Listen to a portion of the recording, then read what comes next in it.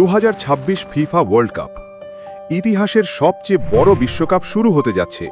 3টি দেশ, 104টি ম্যাচ, 48টি দল আর কোটি কোটি ফুটবল ভক্তের অপেক্ষা।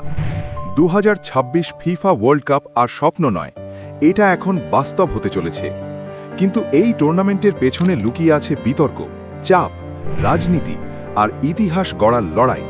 ইতিহাসের সবচেয়ে বড় বিশ্বকাপ। ফুটবল ইতিহাসে প্রথমবারের মতো 3টি দেশ একসাথে আয়োজন করছে ফিফা ওয়ার্ল্ড কাপ: যুক্তরাষ্ট্র, কানাডা এবং মেক্সিকো। এই বিশ্বকাপ হতে যাচ্ছে ইতিহাসের সবচেয়ে বড় টুর্নামেন্ট। 48টি জাতীয় দল, 104টি ম্যাচ, হাজার হাজার ভ্রমণকারী সমর্থক আর উত্তর আমেরিকার বিভিন্ন শহরে বিশাল বিশাল স্টেডিয়াম। এটা শুধু ফুটবল নয়, এটা পুরো পৃথিবীর এক উৎসব। স্কোয়াড ঘোষণায় বড় চমক। বিশ্বকাপ শুরু হওয়ার আগেই দল ঘোষণায় তৈরি হয়েছে বড় বড় চমক। সবচেয়ে বেশি আলোচনা হচ্ছে ইংল্যান্ড দলকে নিয়ে, কারণ রিপোর্ট অনুযায়ী কোল পামার এবং ফিল ফোডেনের মতো বড় তারকারা স্কোয়াডে নেই। অনেক ভক্ত বিশ্বাসই করতে পারছে না। বিশ্বের অন্যতম সেরা তরুণ ফুটবলাররা যদি বিশ্বকাপে না খেলেন, তাহলে সেটা সত্যিই অবাক করার মতো। অন্যদিকে পর্তুগাল তৈরি করেছে ইতিহাস। ক্রিস্টিয়ানো রোনাল্ডো আবারও বিশ্বকাপ দলে জায়গা পেয়েছেন। 41 বছর বয়সে রোনাল্ডো খেলতে যাচ্ছেন তার ষষ্ঠ ফিফা ওয়ার্ল্ড কাপ। ফুটবল ইতিহাসে এমন রেকর্ড আর কারণেই। অনেকের মতে এটাই হয়তো কিংবদন্তির শেষ বিশ্বকাপ। ইংল্যান্ডের গোপন স্লিপ স্ট্র্যাটেজি। বর্তমান ফুটবলে শুধু ট্রেনিং বা ট্যাকটিক্সই গুরুত্বপূর্ণ নয়, এখন ঘুমও হয়ে গেছে ম্যাচ জেতার অস্ত্র। রিপোর্ট অনুযায়ী ইংল্যান্ড দল তাদের ক্যানসাস সিটি হোটেলে বিশেষ ব্যবস্থা করেছে।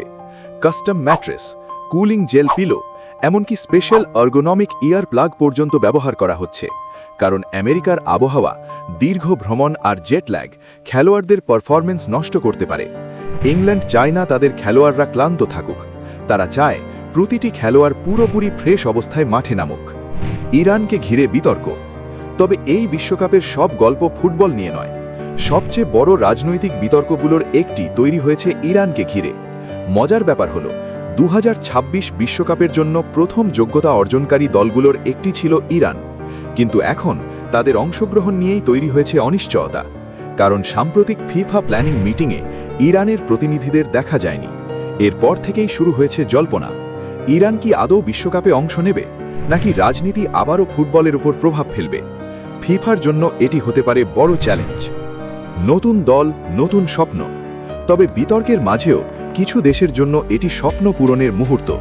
কেপ ভার্ডে, কিউরাসো, জর্ডান, উজবেকিস্তান, এই দেশগুলো প্রথমবারের মতো খেলতে যাচ্ছে ফিফা ওয়ার্ল্ড কাপ।